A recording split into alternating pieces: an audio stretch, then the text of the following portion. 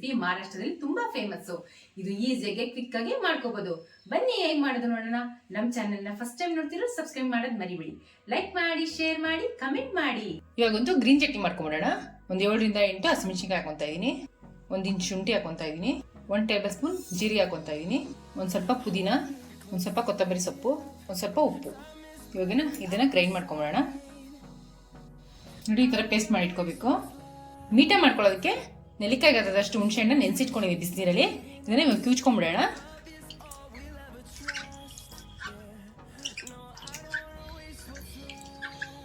ಹುಣಸೆಹಣ್ಣ ಕ್ಯೂಚ್ಕೊಂಡು filter ಮಾಡಿ ಇಟ್ಕೊಂಡಿದ್ದೀನಿ. ಇದಕ್ಕೆ ನಿಂಬೆಹಣ್ಣು ಗಾತ್ರದ ಬೆಲ್ಲನ ಸೇರಿಸ್ಕೊತಾ ಇದ್ದೀನಿ. ಇದು ಹುಣಸೆಹಣ್ಣು ನೀರು ಜೊತೆ ಚೆನ್ನಾಗಿ ಮಿಕ್ಸ್ ಆಗಬೇಕು ಬೆಲ್ಲ.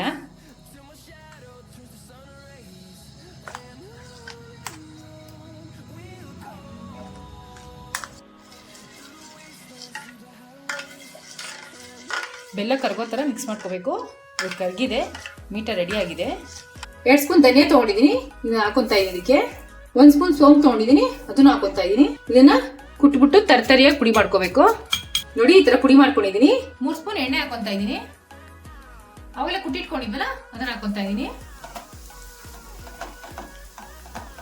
2 ಹಸಿಮೆಣಸಿನಕಾಯಿ ಹಾಕೊಂತಾ ಇದ್ದೀನಿ. ಒಂದು ಸ್ವಲ್ಪ ಶುಂಠಿ, ಸಣ್ಣ ಕಟ್ ಮಾಡ್ಕೊಂಡಿರೋ ಈರುಳ್ಳಿ ಹಾಕೊಂತಾ ಇದ್ದೀನಿ.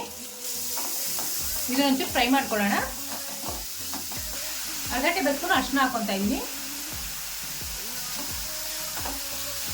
ಈರುಳ್ಳಿ ಬಾಡಿದೆ. ಇವಾಗ ಸ್ಮ್ಯಾಶ್ ಮಾಡ್ಕೊಂಡಿದ್ಮೇಲೆ ಆಲೂಗಡ್ಡೆ ಹಾಕೊಂತಾ ಇದ್ದೀನಿ.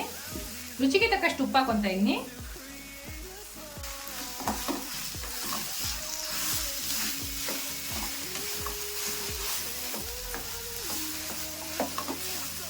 ಒಗ್ಗರಣೆ ಜೊತೆ ಹೊಂದ್ಕೊಳ್ಳೋಂಗೆ ಆಲೂಗಡ್ಡೆ ಚೆನ್ನಾಗಿ ಮಿಕ್ಸ್ ಮಾಡ್ಕೋಬೇಕು.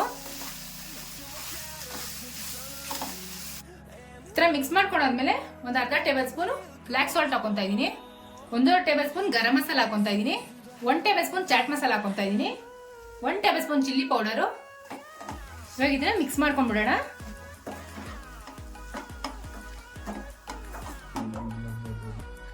ಬಟಾಣಿ ಬೇಯಿಸಿಟ್ಕೊಂಡಿದ್ದೀನಿ, ಅದನ್ನ ಸೇರಿಸ್ಕೊಂತಾ ಇದ್ದೀನಿ. ಇದಕ್ಕೆ ಒಂದು ಸ್ವಲ್ಪ ಕೊತ್ತಂಬರಿ ಸೊಪ್ಪು. ಇದನ್ನ ಇವಾಗ ಮಿಕ್ಸ್ ಮಾಡ್ಕೊಂಡ್ಬಿಡೋಣ.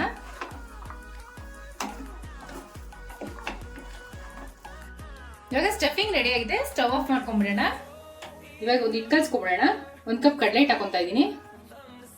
ಒಂದು ಅರ್ಧ ಟೇಬಲ್ ಸ್ಪೂನ್ ಚಿಲ್ಲಿ ಪೌಡರ್, ಒಂದು ಸ್ವಲ್ಪ ಇಂಗು, ಒಂದು 1/4 ಟೇಬಲ್ ಸ್ಪೂನ್ ಅಡಿಗೆ ಸೋಡಾ, ರುಚಿಗೆ ತಕ್ಕಷ್ಟು ಉಪ್ಪು, ಒಂದು 2 ರಿಂದ 3 ಟೇಬಲ್ ಸ್ಪೂನ್ ಎಣ್ಣೆ ಕಾಯಿಸಿಟ್ಕೊಂಡಿದ್ದೀನಿ, ಅದನ್ನು ಹಾಕೊಂತಾ ಇದ್ದೀನಿ. ಇವಾಗ ಇದನ್ನ ಮಿಕ್ಸ್ ಮಾಡ್ಕೋಬೇಕು, ಇಲ್ಲ ಹೊಂದ್ಕೊಳ್ಳೋಂಗೆ. ಎಣ್ಣೆ ನೀಟಾಗಿ ಕಡಲೆ ಹಿಟ್ಟಲ್ಲಿ ಹೊಂದ್ಕೋಬೇಕು, ಆ ಥರ ಕಲಿಸ್ಕೋಬೇಕು. ನೋಡಿ, ಇವಾಗ ಹೊಂದ್ಕೊಂಡಿದೆ. ನೋಡಿ, ಈ ಥರ ಉಂಡೆ ಕಟ್ಟಿದ್ರೆ ಈ ಥರ ಬರಬೇಕು. ಇವಾಗ ಹೊಂದ್ಕೊಂಡಿದೆ. ನೀರು ಹಾಕ್ಕೊಂಡು ಬಜ್ಜಿ ಹಿಟ್ಟದಕ್ಕೆ ಕಲಿಸ್ಕೋಬೇಕು. ಒಂಚೂರು ಗಂಟಿಲ್ದಿರಂಗೆ ಮಿಕ್ಸ್ ಮಾಡ್ಕೋಬೇಕು. ನೋಡಿ, ಈ ಅದಕ್ಕೆ ಮಿಕ್ಸ್ ಮಾಡ್ಕೋಬೇಕು. ಆಲೂಗಡ್ಡೆ ಪಲ್ಯ ಮಾಡಿ ಇಟ್ಕೊಂಡಿದ್ದೀನಿ. ಇವಾಗ ಕಡಲೆ ಹಿಟ್ಟಲ್ಲಿ ಹತ್ಕೊಂಡು ಒಂದೊಂದಾಗಿ ಬೋಂಡ ಮಾಡ್ಕೊತಾ ಇದ್ದೀನಿ.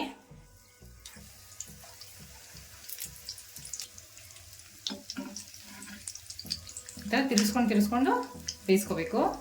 ಮೀಡಿಯಂ ಫ್ಲೇಮಲ್ಲೇ ಬೇಯಿಸ್ಕೋಬೇಕು. ಬೋಂಡ ಚೆನ್ನಾಗಿ ಬೆಂದಿದೆ, ತಕೊಂಡ್ಬಿಡೋಣ.